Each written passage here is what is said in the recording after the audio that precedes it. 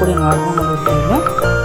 পাশে থাকা বেল আইকনটা অবশ্যই প্রেস করে দেবেন, কারণ আমি চ্যানেলে নতুন কোনো রেসিপি দিলে আপনাদের কাছে খুব তাড়াতাড়ি পৌঁছে যাবে। আজকের মতো এই পর্যন্ত, আবার হাজির হব নতুন কোনো রেসিপি নিয়ে। ভালো থাকবেন, সুস্থ থাকবেন, ধন্যবাদ।